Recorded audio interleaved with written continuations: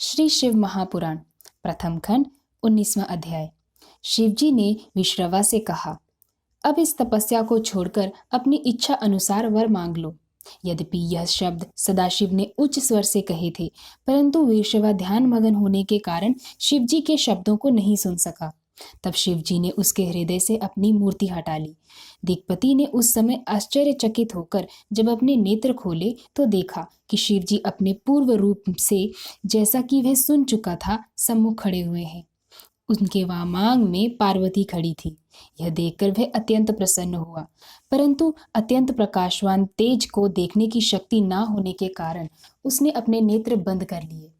फिर इस प्रकार कहा, हे नाथ, मुझे आप अपने चरण दिखा दीजिए तथा ऐसी शक्ति दीजिए जिससे मैं आपके दर्शन कर सकूं। मैं इसके अतिरिक्त और कुछ नहीं चाहता, क्योंकि संसार में इससे अधिक और कोई पदार्थ नहीं है।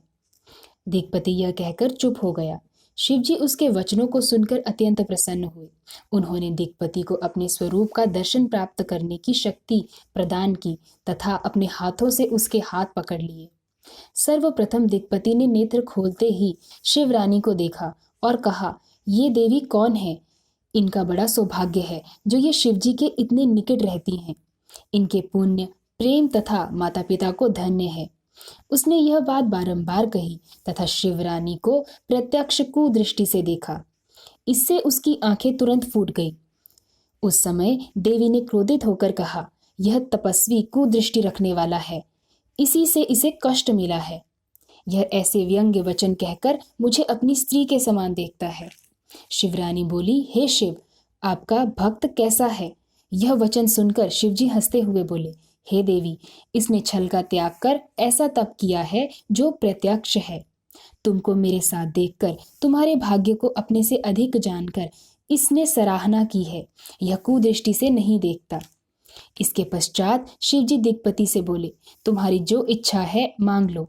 हमारे आशीर्वाद से तुम समस्त निधियों एवं संपूर्ण राजाओं के स्वामी होंगे।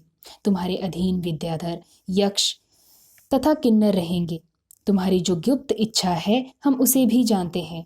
अस्तु, हम मित्र होकर तुम्हारे ही निकट रहेंगे, अर्थात कैलाश पर्वत पर निवास कर तुमसे अत्यंत प्रेम रखेंगे और तुम्हारी हर कठिनाई को दूर करते रहेंगे।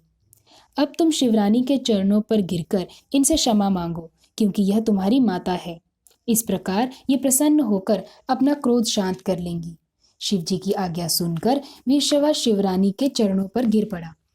तब शिवजी शिवरानी से बोले, हे देवी, यह तुम्हारा परम भक्त है। तुम इसके ऊपर कृपा करो और इसको अपना सेवक समझो। शिवजी की ऐसी बातें सुनकर शिवरानी ने अपना क्रोध शांत कर लिया तथा दिक्पाल से कहा, अब तुम हमारे पुत्र हुए, इसलिए तुम्हारे मन में शिव की भक्ति सदैव बनी रहेगी। तुमको शिवजी ने जो वरदान दिया है वह सत्य है।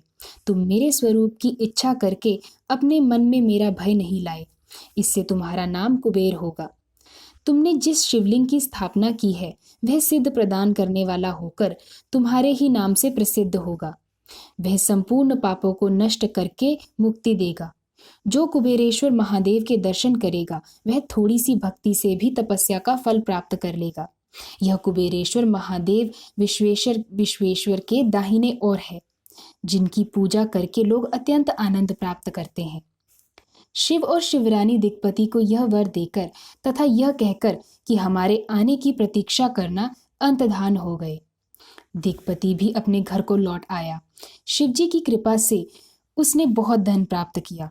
फिर वह अलकापुरी का राजा होकर तथा शिव मित्र उपनाम पाकर शिव का कोषाध्यक्ष हुआ। तब से वह सदैव शिव की भक्ति में संलग्न रहता है। अलकापुरी इतनी सुंदर है जिसको देखकर मनुष्य का मन मोहित हो जाता है। हे नारद, मैंने तुम्हें यह विश्रवा की कथा कह सुनाई कि इसने किस प्रकार शिवजी से वरदान प्राप्त किया। तीनों लोक में शिव के समान दयालु कोई नहीं है। ऐसी ही कथाओं को सुनने के लिए श्री शिव महापुराण चैनल को सब्सक्राइब करें और मेरी वीडियोस को लाइक और शेयर करें। धन्यवाद।